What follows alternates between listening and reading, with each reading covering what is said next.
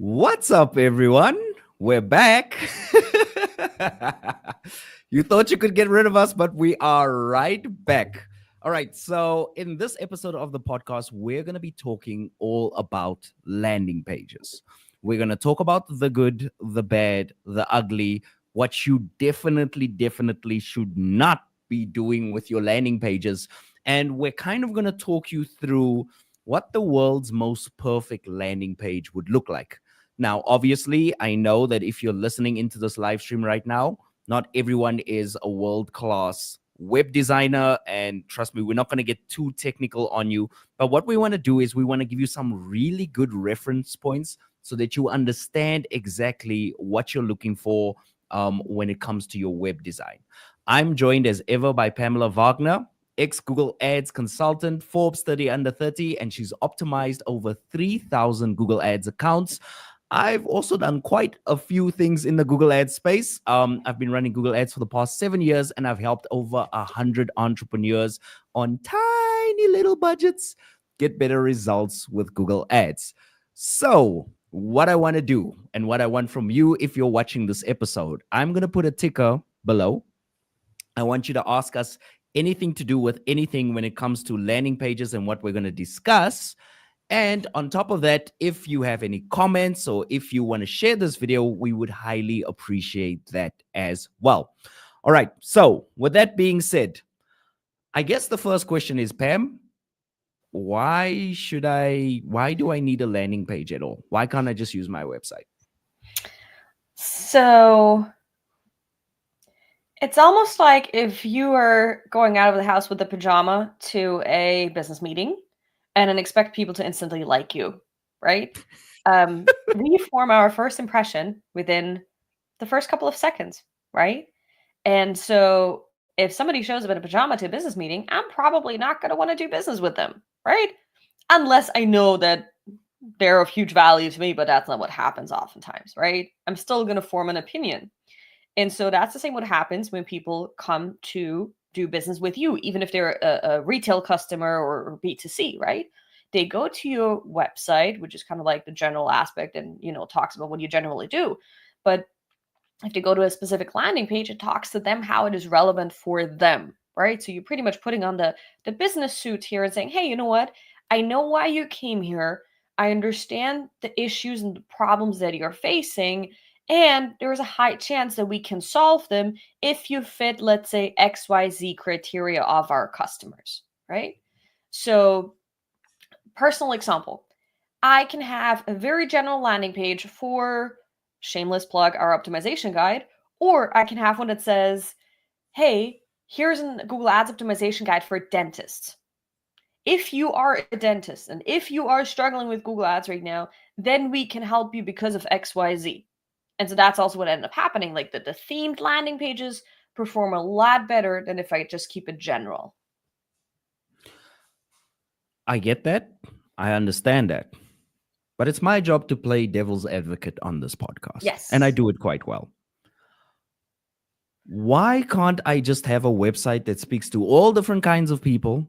I'll have pages for all of my services and I can just make money off of everyone. Like, and why do I have to be so specific? Because if I'm talking to the dentist, I'm going to lose out on the lawyers. And if I'm talking to the lawyers, I'm going to lose out on the dentists and I'm going to lose out on the, I don't know, the architects. So why can't I just say this optimization guide is just for everyone?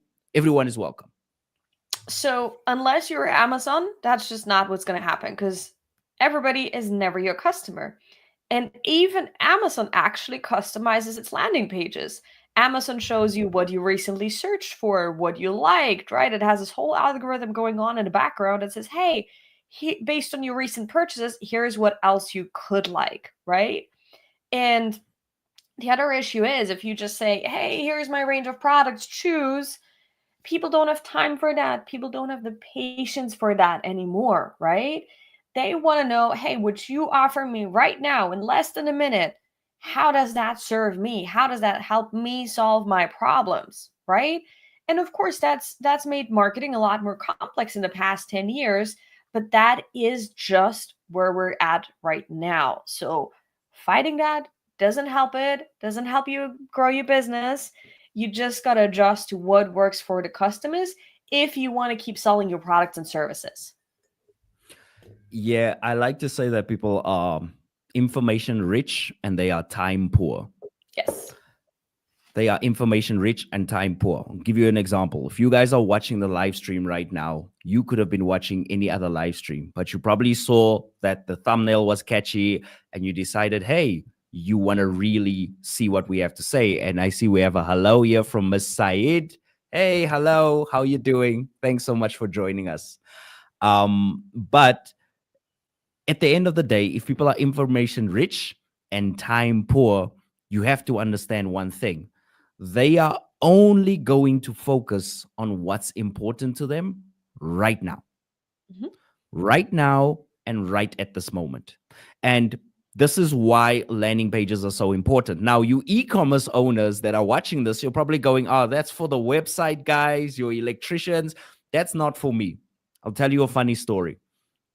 I was doing a course on Google Shopping ads, and I'm going through this guy's criteria, and he talks about your product pages. And he tells you what you need on your Google, on your little product page, on your Shopify website, or on your Squarespace website. And guess what? You have to talk about why the client needs the product, what they're going to lose by not having the product, what has happened when other people have purchased the product, like what are the good results that the product has given them. And also you have to quickly answer any objections that they might have to buying your product, like is it going to be too big for my room if you're selling pool tables, or are the couches are the cushions comfortable on the couch. So even if you're in e-commerce, when somebody lands on that page for your product, it's basically a landing page. What we're going to teach you in this podcast episode is going to apply anyway. So you might as well listen up. And I was just And trying to bring up a landing page here from Nike that I recently was on because it was so good in terms of like the phrasing, because it was a product, right? Let me see if I can bring it up. Yes. Ah, this is brilliant. And I hope I can still order that shoe because gosh, it looks amazing. So they don't just describe the by the way, product. I'm gonna pause there. You know that me and Pam are really crazy people, because normally when people see advertising and marketing and stuff like that, they're like, I don't want to buy anything right now. We look forward to seeing ads. We look forward to seeing landing pages. We look forward to seeing stuff being done right. So yeah, I just found that a little cool that me and you have the same reaction when we see a landing page. Yes, yes. It's like once you're an entrepreneur, you cannot help but think of like the business dynamics of certain aspects, even when you work if you walk in an airport, if you go into a restaurant, Yeah. right? So, what I want you to look at here, I mean, this is a shoe, right? It's a cool shoe, but Nike doesn't just say asymmetrical design or like hey, this is a beautiful color. What it says, it blends great strength, power, and good luck of a mythical dragon, right? With a calming Wow. aura, right?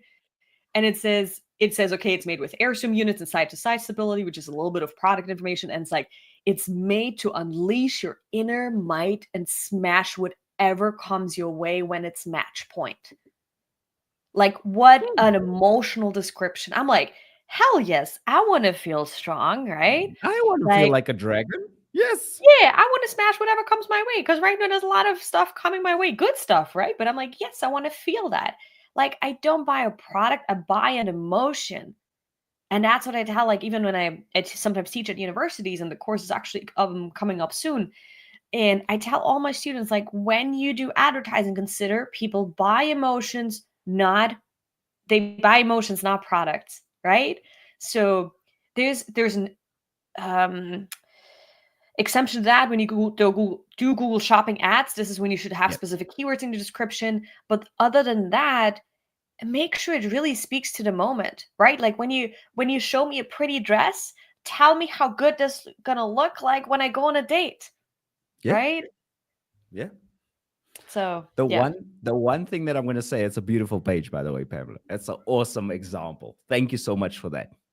Perfect. Knocked it out of the park. Man, I should have had some beautiful pages lined up. I'm so jealous right now. Anyway, so here's the thing. I struggled with sales for a long time. Okay. I started off selling real estate. I wasn't very good at my job. I think I sold one house in 9 months. So I got fired from that. Then I joined a car dealership and I got fired from the car dealership as well. Then I joined a second car dealership. And eventually, I took a course on selling because I was like, obviously, something's up. Something's up here.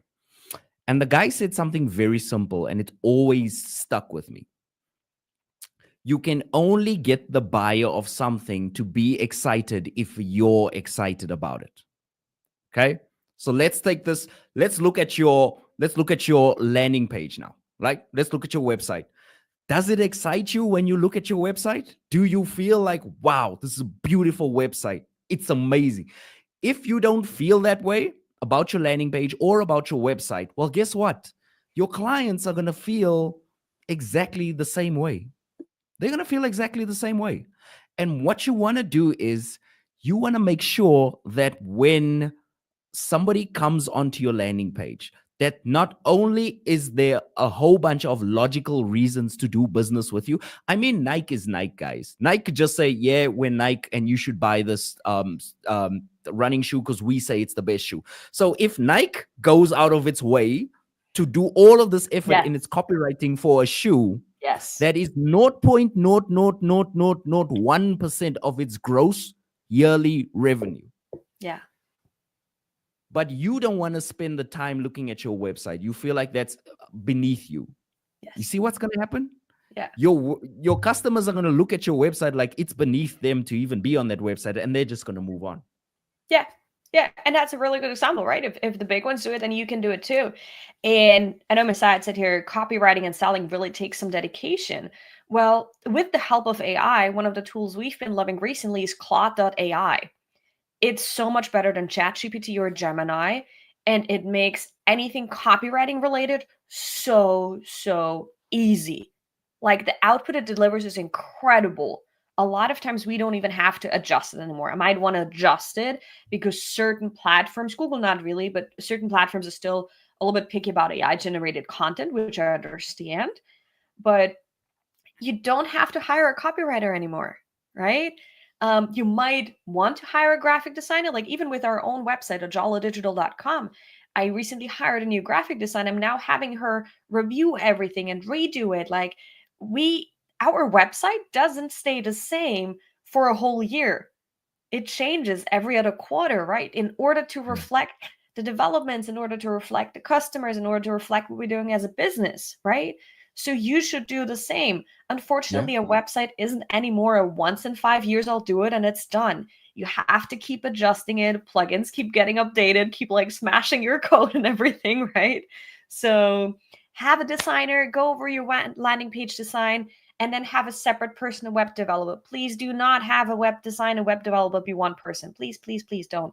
Um, and then have your web developer implement that, right? That I way you're going think to get the best result. I think what we should do is we haven't done this on any podcast episode before. Let's explain to them the different people, right? So some of you are saying over there, why can't I just have one of those copywriters slash developers slash web designer slash UX guys do my website, all of them at the same time, right? And I'm going to break this down for you. It is like saying that you want the mechanic to design the car. Terrible idea. You do not want the mechanic anywhere near the design process. And you might be saying, yeah, but the mechanic knows so much about cars. Yes, they do. They know how to get a car going. They know how to make it work and they know how to maintain it. Same thing with a web developer. A web developer is a perfect person if you want your website to function properly, to talk to different software systems. That is a web developer. Code, that's their job. Unfortunately, customers don't go onto websites and see codes. They see photos, buttons, pictures, sliders, colors. So you need somebody who is more artistic. And this is where the web designer comes in. The web designer's only job is to make it as beautiful, stunning, and as emotionally compelling as possible. And if your website is not emotionally compelling, then get a new designer. Because frankly, this is something that your designer has to understand, Yep. right? So we have those two people. And the final piece of the puzzle is the copywriter. Pam, you want to tell them what the copywriter will do? So we we used to work with a copywriter for quite a long time who was great. And I think you should still work with a copywriter if you feel like marketing is not really your thing, right? Yeah.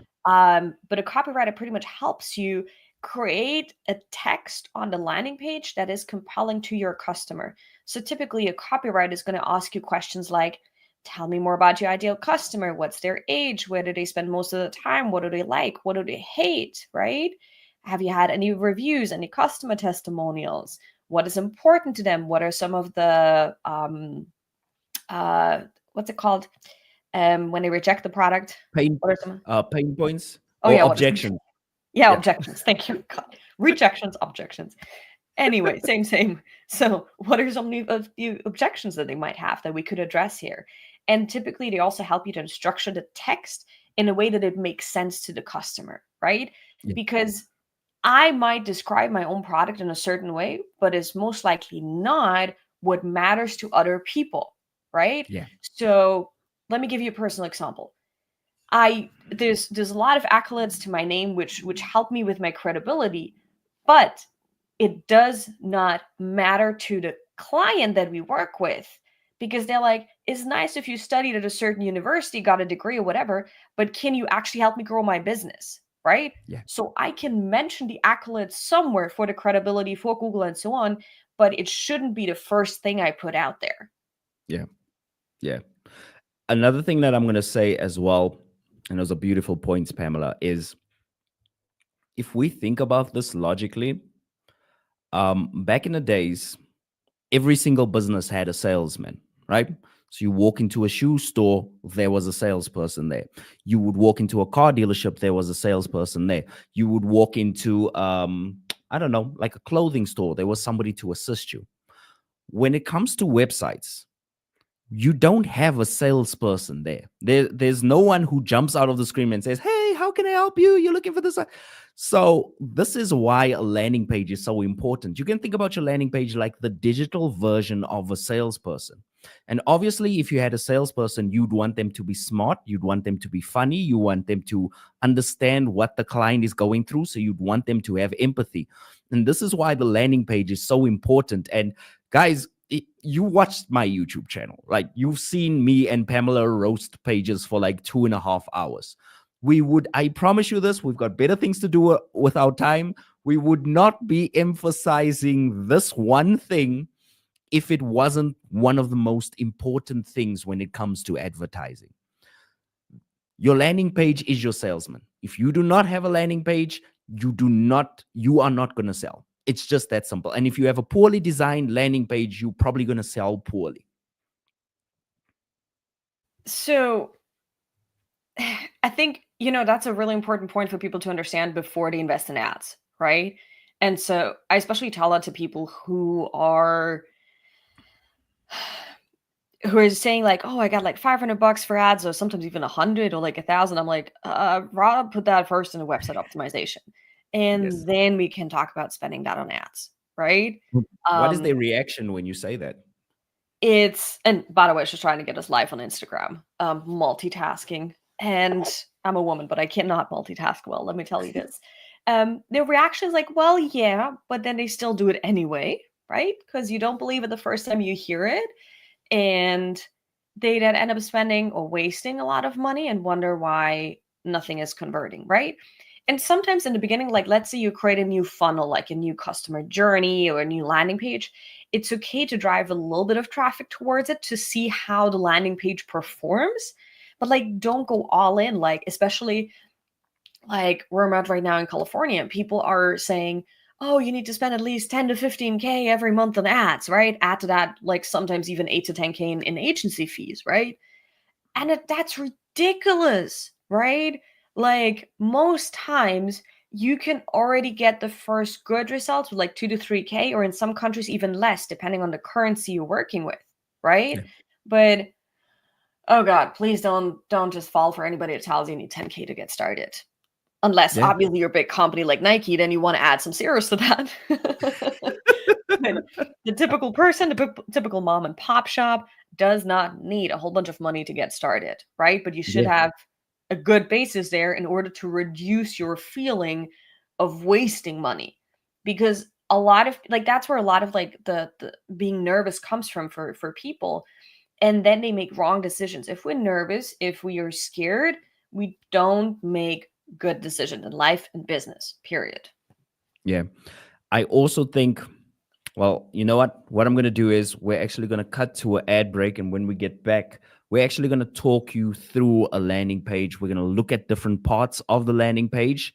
And we're actually going to go through it and we're going to show you where and how you can improve. All right. So let's go to the ads. And then after that, we will jump back in. Now, since we're on the subject of ad setup and getting your ads set up properly, what I want to do is I want to offer you a chance to copy my personal ad settings. The ad settings that I'm using right now in my business to generate leads and sales. And you can do that with my Google Ads setup cheat sheet. Now, included in the setup cheat sheet is over 22 settings that I'm using right now to generate new business in my business. What I'm also going to do is I'm going to include a little mini course. So if you're a Google Ads beginner and you just want to find out how to get your first 100 leads, or maybe you just want to learn the dashboard so you can feel a little bit more confident, that's in there as well. Now you can find all of this at the link in the description below, and let's get back to the show. All right. So we're back. We actually had a very good question come in I know, during the ad right? break. Right. Cool. So let's address that. So the question is, don't you think everybody needs to learn how to write copy on their own? I agree to a certain extent.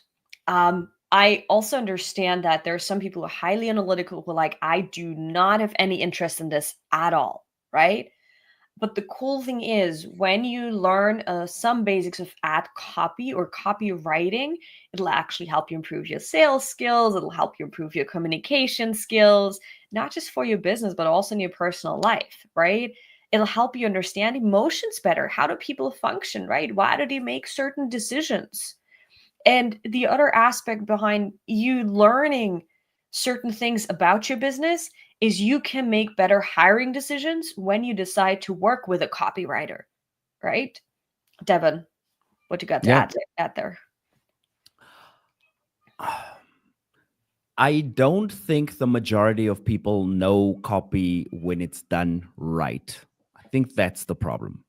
It's not that people aren't trying to learn how to write copy and understand copywriting. It's that when they get it right, they seldom try and add to the copy, increase the words, try and write more words. And that's what gets them into trouble. And I think this is a massive mistake that a lot of people make, is that we understand how to do a skill, or we think that we can learn things online, but where it really gets good, where you really start learning, is where you have a mentor, somebody that you can show it to, who's an experienced copywriter, and you can say, hey, what do you think of this? They give you feedback and you improve.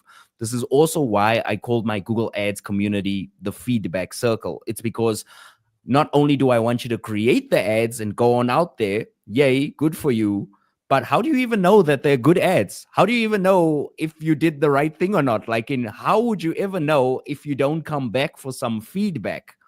And feedback is the most important thing. So yes, I do think that everybody needs to learn it, but I think the mechanisms that we need to learn copywriting properly on the individual level, I don't think a lot of people have access to that. It's a shame, but I don't think they don't. They do. Yeah, the cool thing is now with tools like AI, you can literally ask it to train you, right? You can say, "Hey, can you please tell me what are like the top 3 things I should know about copywriting?" Okay, can you give me an example or a practice task that could help me improve my copywriting? And then you could write that and you could say, "Okay, now judge that on a scale of 1 to 10.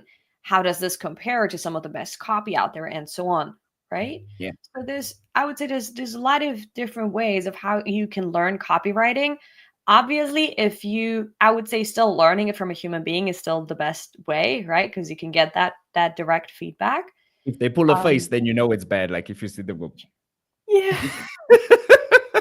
And it's like, and the other thing I thought about, right, is also like, can you get the knowledge that we are right now sharing with you on AI? And I can tell you tested it. No, you cannot, because that's some of the real tested practice knowledge that AI doesn't have available yet, Yeah. right?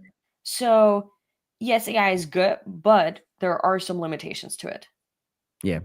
And one thing that I've started doing, because I am horrible at writing email newsletters, I don't get them, I don't understand them, I don't know what to say in them.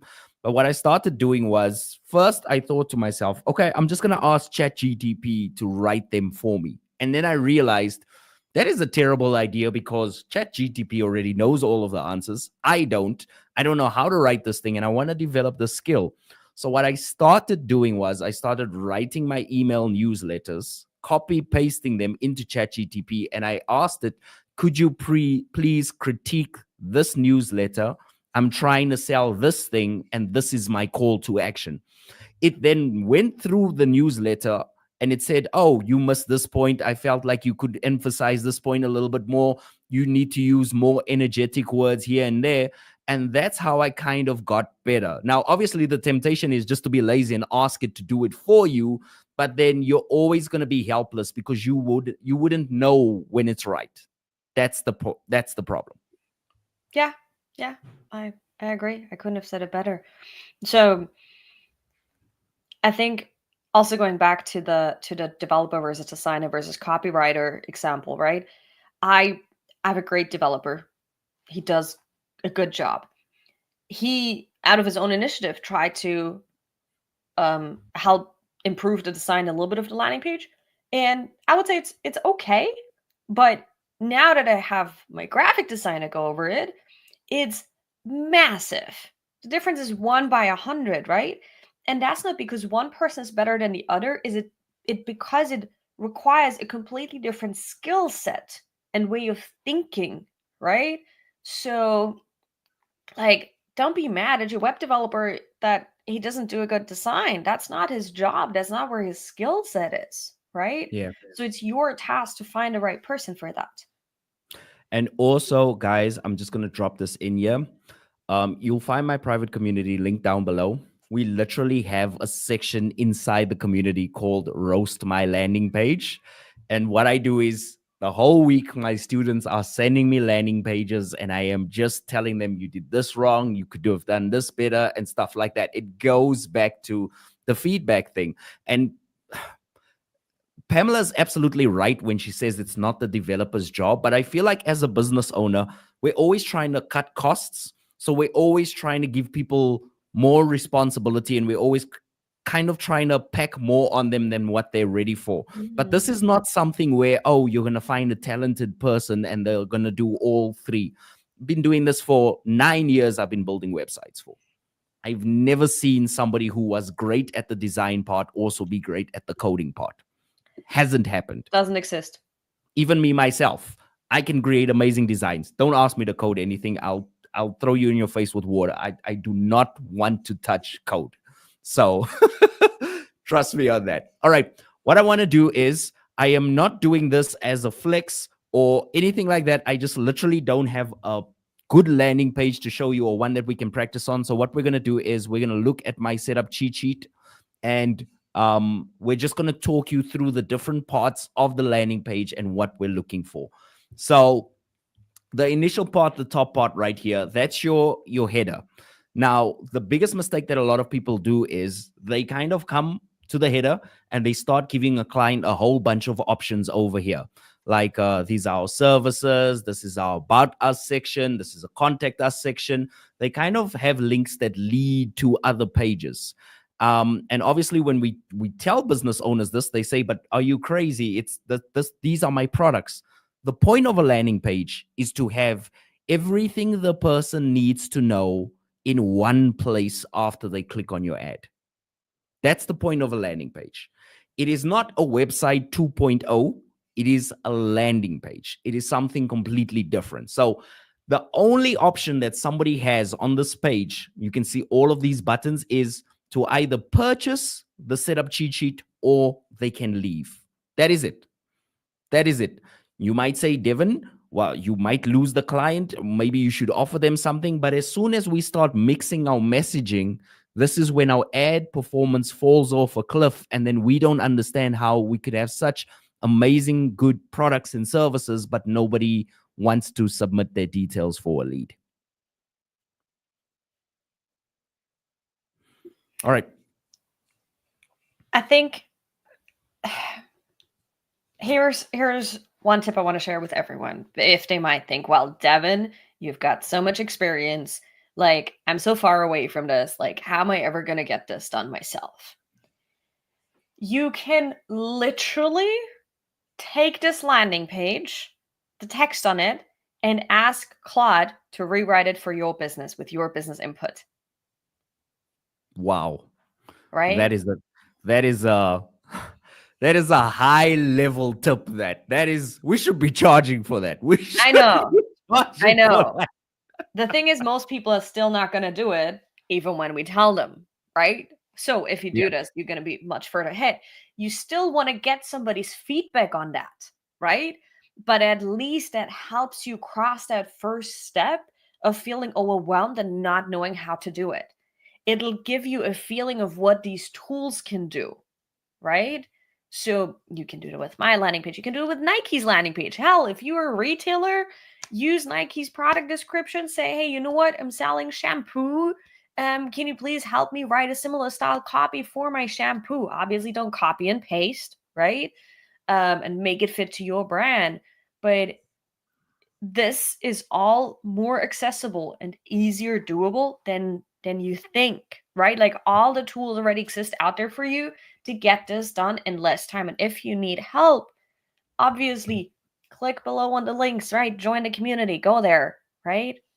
Yeah. Another thing that I want to mention as well is, if you feel like this is an impossible task, you need to connect more with your client and what they're going through. A lot of people are amazed that when I have a consulting session with them, I'll just take the screen off for a second. I'll put it back on now as we talk you through parts of the landing page. But a lot of people are amazed that when I have a consulting session with a client, the client thinks they're going to show me their ads, show me their website, show me their numbers, show me and I don't want to do any of that. They want to show me, they want to start sharing their screen. I'm like, stop, right where you are. And the first thing I ask them is, I say, how are you? And obviously they tell me how they are. And the next thing I ask them is, what are the problems that you have now in your business that are really pissing you off and that you wish you could solve? And what do you think that I'm going to do for you today that's going to help you solve them? Now, obviously, their first generic answer would be, yeah, but we want our ads to do better. And the first question I have is, why do you want your ads to do better? You have to go through that process with people so that you can understand how they think. And I can tell you that a lot of business owners, they are not really trying to make more money. They just want to be doing better than they have been last year. I have lost count of how many freelancers I've told this to and how many people that want to run ads for people where they are like, oh, what should I promise them? Should I promise them 50 new clients per month? I'm going to promise them 50 new clients a month. Okay, nobody can say no to that. That's what I'm going to lead with. And if they don't want that, then I'm going to promise them 60 new clients per month or their money back. And I'm like, but you haven't spoken to the person. And I know Pam wants to jump in here so quickly. Yeah. I think we're getting into one of our other favorite topics here. I'm going to try not to say too much because I know we're going to talk about this in a different episode. Yeah. But you cannot. Oh God, the promises. Even just yesterday again. Oh God, there was so much happening yesterday in a good way. But it's like they promised us all these results, and like they guaranteed us these results. I'm like, no. Like, when we work with clients, our contract literally says we cannot guarantee you anything, right? Because partially there's so many changes happening in the whole ecosystem that we cannot influence, that are out of our hand, right? I can show you the results we've achieved for clients before. I can talk about past like clients that achieve business growth in the past, right? But a big part also of how your ads and how your business is going to perform is you. How is Yeah. your mindset? What are the Yeah. action steps that you're taking? What are your beliefs, right? And that has so much more impact on anything that you do than just thinking, oh, I'm just going to make money and that's it. That's not how it works. You got to remember something. NASA doesn't even guarantee astronauts that it's going to get them to the moon. And NASA has the smartest Yeah. scientists on Earth. Yeah. It does not guarantee that you will make Yeah. it to the moon. Yeah. It's going to give you the best chance of making it to the Yeah. moon. It's going to use all of its experience to get you there, Yeah. but failures still do happen. And the one thing that you want to understand, I want to bring it back to the conversation about landing pages, is when you're creating the landing page, if you can kind of understand the feelings that your client has, it's so much easier. It is so much easier because I know what you're going through because I have these conversations with you. If you do not have conversations with clients and you don't get to know your clients and you don't listen to your clients, and especially when your clients complain, you don't kind of read those reviews and try and figure out where did we go wrong, it's going to be 10 times harder for you to build a landing page. And that's really what the issue is. So with that in mind, I know the most important thing for people when it comes to setting up their Google ads is they want to get it done as fast as possible, but they still want to get it done the right way, right? Now, I could have went here and I could have said the 52 correct settings that you need to get your business profitable in 2025 or 2024. I could have done that. But because I understand business owners, every single business owner I've ever met loves shortcuts. They just want the fastest way to do it. And that's exactly what I'm doing over here. I'm telling them straight away that they can set up their ads like a pro in less than 5 minutes. That's the hook, right? That is kind of the all encompassing one liner that's going to help them understand what they are here for and what this product is going to do for them. Now, if you were an electrician, if you were a plumber, Pam, how would they word this differently for their target audience? I would probably bring in the location definitely of where I'm at, right? So, Yep. hey, are you residing in Phoenix? Probably even zip codes or regional, more regional stuff. And are you currently experiencing a leak in your no, hold on, let me take a different example. Did did you just experience a leakage in your dog grooming store? Yeah. Right? Got it. Um, guess what? We can help you. We'll be there in 2 hours. Not the most ideal or best copy, but like, and you can probably add, we've helped over 1,000 customers, over 1,000 business owners, just like Yeah. you in the Phoenix area, solve their leaky whatever within solve the leakages within less than 5 hours. Love it. Absolutely love it.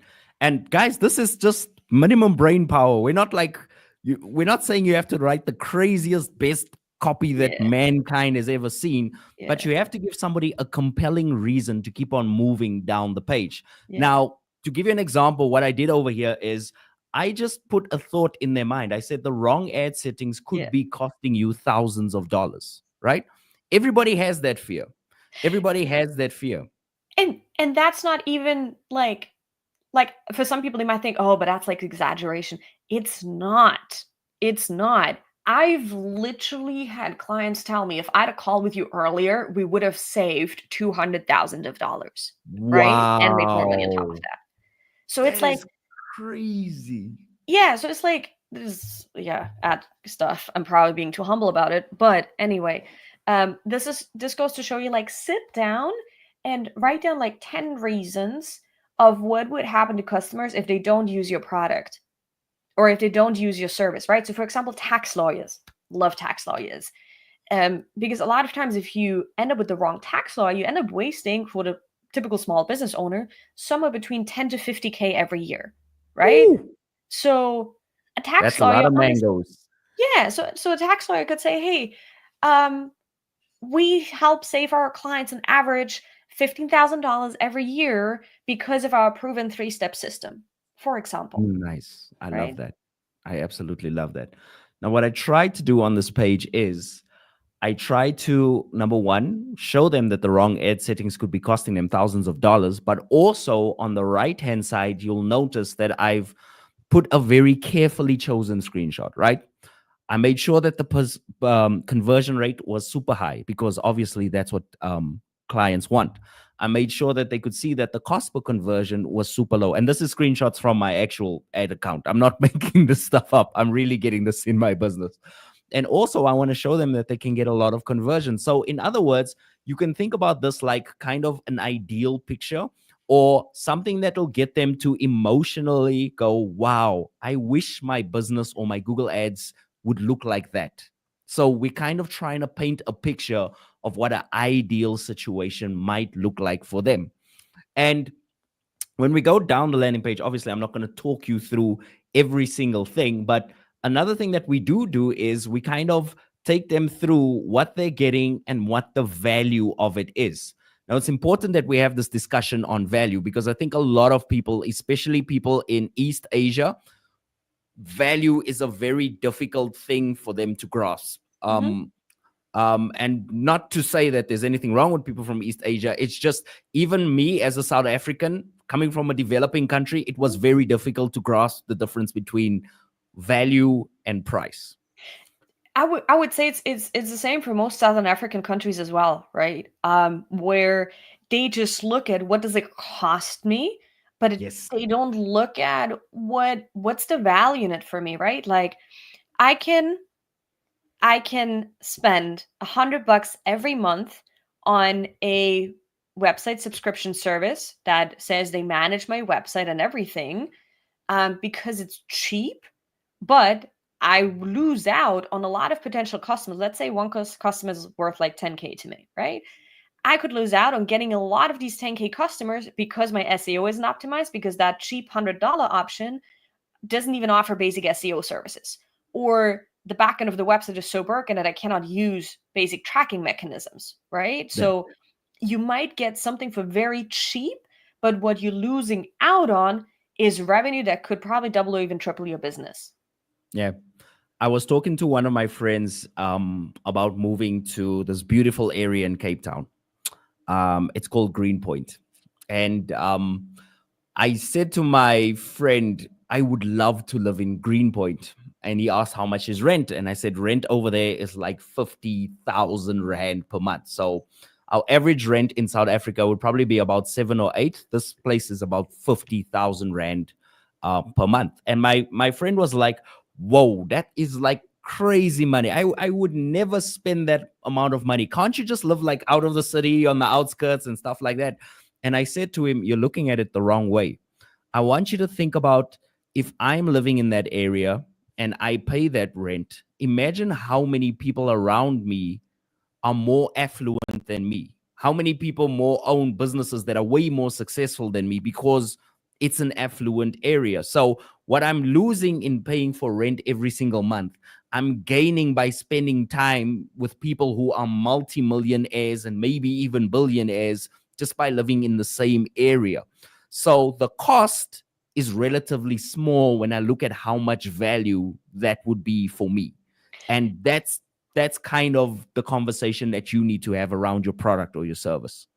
Yeah, and a very easy example about this, I saw this recently. I think Cody Sanchez posted on her Instagram. She's like, you can buy a bottle of water in the supermarket and it's going to cost you 30 cents. You can buy a bottle of water at the gas stations, cost you $1. You can buy a bottle of water at the airport, it's going to cost you $2. You can buy a bottle of water in the airplane, it's going to cost you $5. Where you put that bottle of water is going to have different value for each person, and they're going Yeah, to pay the price accordingly, right? So yeah, keep that in mind of your service. So where you put what you put on your landing page is going to determine the value that people perceive about your business or product. yeah. That is super true. That is super true. And with that being said, we're going to go to an ad break. When we come up, we're going to wrap this up. We're going to just talk you through the rest of the ingredients that you need to design the perfect landing page for your business. So stay tuned. If I can find the ad.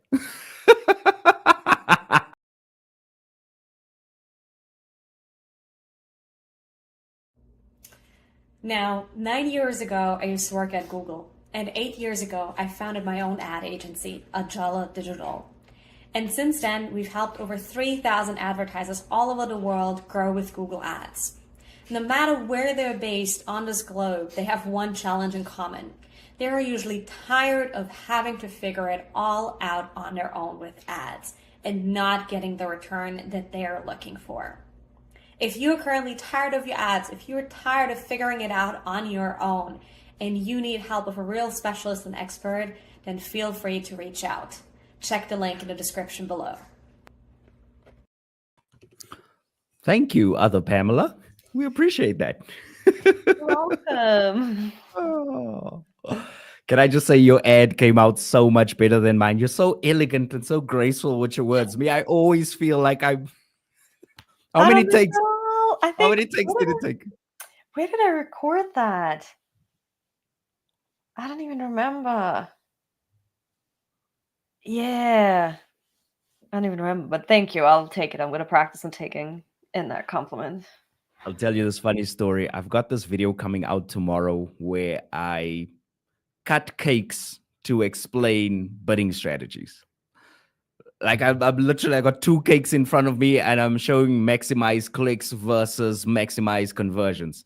Perfect. So it is super cool. Like it is super cool. So now we buy the cakes, and usually when I do these takes on camera, it takes me about, I don't know, I'd have to ask Maria, but it probably takes me about 12 or 13 times to get it, done properly.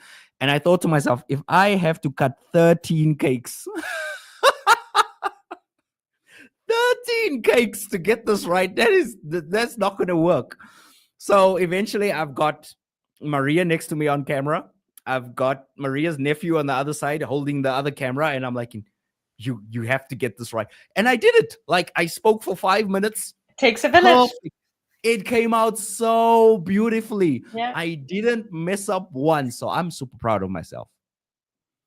By the Yeah. way, get that video, get it tomorrow. Pam, I'll send it to you as well. It's funny, but it's really good. It's really Thank you. good. Yes, please. I'm looking forward to it. All right, cool. Now, I actually thought about something that I want to show you guys. Notice how I kind of dressed up the screenshots from the product over here. Notice how I put this laptop over here and I put this these kind of mock-ups of what it would look like on the iPad. And I've also put this mock-up over here of what the product would look like on the desk as well. Now, the problem for a lot of people is, and I see this when I deal with consulting clients a lot, is they like to show the couch, or they like to show the screwdriver, or they like to show the tool because they're so proud that they made the tool.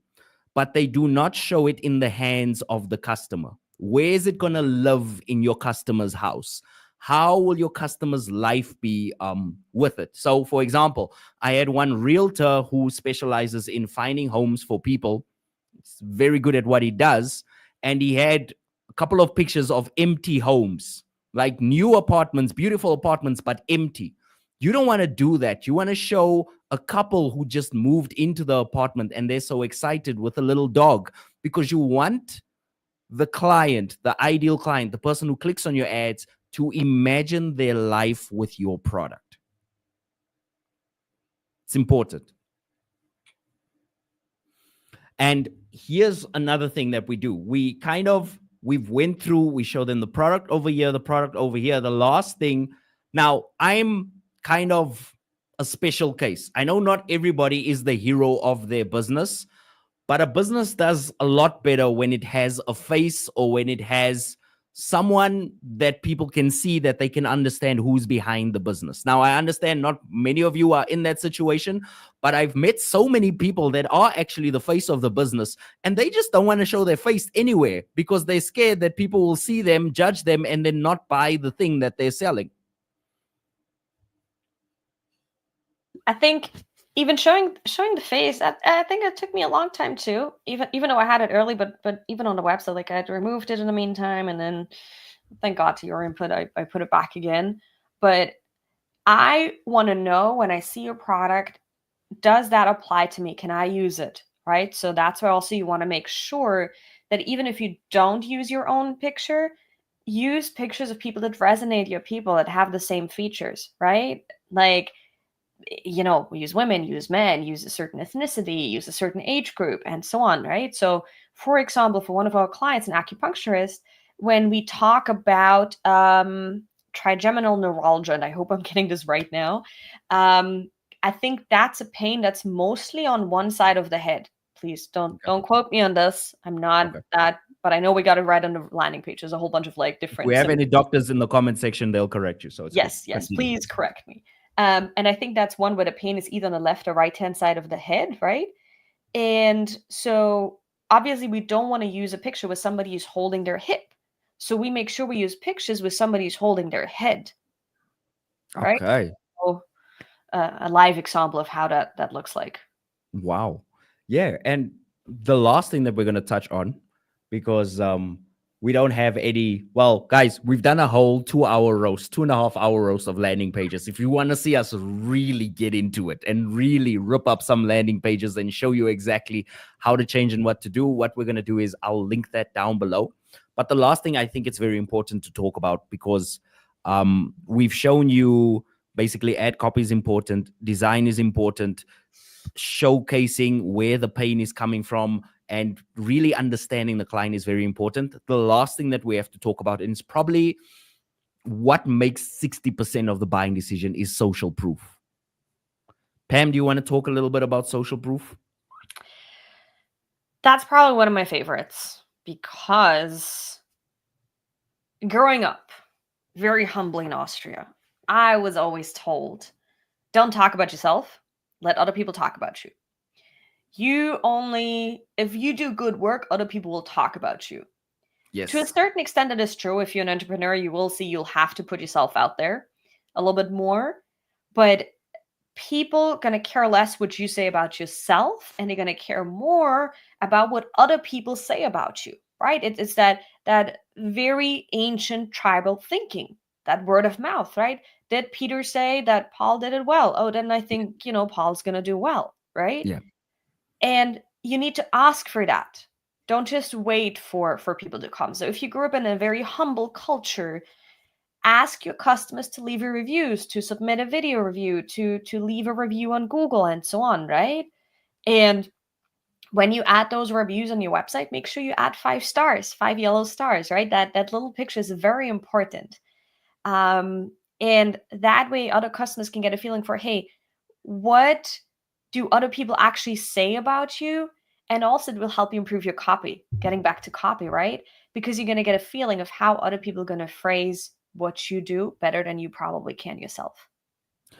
I told one of my clients the exact same words that you said, and my client said to me, what's the point? All the reviews are fake anyway, so why should I have some on my website? Oh, that's a good one. I get a similar question almost every single time I do my class at university, because my students, I tell you, I get this question every single year. They're like, so is it okay to use fake reviews? And I'm like, no, No, you never, can't. Never, no. And ever. yeah, and even if you just get started, I mean, have somebody in your friendship circle use your product and use their name, right? There's always people you find in the beginning, right? I could not sleep well if I was using fake reviews. And if other people do that, it doesn't mean you should do it too, right? Like, if everybody else of your competitors jumps from the bridge, you think you should jump too? Probably not, right? So, trust me, you're going to have a better consciousness, you're going to have a better life, you're going to have better sleep if you use those real reviews, right? Yeah. I'd even oh God, not even a month ago, I had this too with an entrepreneur who's been quite experienced, and he showed me his new landing page, and I was like, oh, so because the images looked very, very generated, let's put it that way. I was like, who wrote this? Oh, they're like fake reviews. I was like, do me one freaking favor. Do not publish this landing page with these fake reviews. And in that moment, I cannot forget that moment. He has lost half of my credibility, because now I'm like, I cannot trust you anymore. Yeah. Because you already came Yeah. with that idea, right? So people's trust these days is something you shouldn't take lightly. You shouldn't take it for granted. But if you build it up day over day, it's going to pay off over time so much in ways that's unmeasurable. And the Immeasurable. one thing that I'll say is The one Me thing I'll know say English that today. to add to that is you should think about it this way. Like, let's think about it normally. You come on a website. There's two websites that you're looking at. They both sell the same product or they both have the same service. Let's say both of them are electricians. The first one has a review that says Bob is really good. The second one has a review that says Peter's so wonderful. He came up to my house. We arrived for the appointment early. He had all the tools necessary to do the jobs. Not only that, but he was so nice to my kids. He was even nice to the dog. And when he left, I haven't had electrical problems since. I mean, guys, it's obvious. Now Peter can charge 3 times more than Bob. Bob is going to be scratching his head because how is this guy getting it right? And this is literally how other customers or how other businesses are destroying you. They're not destroying you with a better service per se. They just have more social proof that they are who they say they are. They are not better than you. They do not run a better service than you, but they have more social proof that they are who they say they are. Yeah. So the question I think all of us need to do that soul searching and ask yourself is, does this website, does this landing page, does what I'm selling, does it reflect who I am? Or does it feel like I'm putting on a bit of a show? And be genuine with yourself, right? I think there's the other extreme of entrepreneurs that I also meet that say, like, when I get a review, like, I think to myself, but it can't be that good. That's not true. That's not me. Like, they don't even dare to read a review because they don't believe in themselves. They feel Yeah. so uncomfortable with that, right? Yep. So you have to do a certain job to start feeling comfortable with getting compliments, with knowing that you actually have an impact in people's lives if you do your job properly, right? Yeah. And it's okay to put that out there because otherwise, if people are not going to hear about you, how are they going to know about your business, right? And it comes back to me and Pam. We keep on talking about this. The conversation that you have on the inside is the conversation that's going to reflect on the outside for the world to see. If you keep on telling yourself, I need to be the cheapest, I need to be the cheapest, all they care about is the price, all they care about is the price, guess what? You're going to attract the cheapest customers on planet Earth that do not want to pay you on time or pay you at all. They are going to try and wiggle their way out of everything. And you're going to ask yourself, why does this keep on happening to me? How do I keep on attracting these people? It's because your internal conversation says, I need to be the cheapest. Yeah. And life typically isn't better the cheap way. So, Yeah. Life is not good at all the cheap way. Even Yep. the cheapest condoms don't work. So don't, please, people, don't. You gotta get this video disapproved. Oh, there goes all of our ad revenue. But anyway, I had to say it. But anyway, in closing, I don't want you to make the cheapest landing page. I don't want you to take shortcuts. I want you to really think about this. If this landing page, if you're going to spend $30,000, $200,000 on the landing page, doesn't it make sense to spend $5,000 to get the landing page right? I mean, just think about it. Like in just apples to apples comparison, if you're going to spend that much money on ads that go to a place, don't you want the place where the ads go to actually look so amazing that people say yes to you? So make sure you invest in the right places with your landing page. That's my final words. Pam, do you have anything to add to that? In good old Nike's fashion, how we started this, just do it. Just do it. I love it. I absolutely love it. So, guys, that has been it for this Words Up podcast episode. We really appreciate you being with us. Like we said, leave all questions that you have below. Also, be sure to click on that video on screen now, and we'll see you in the next episode. Peace.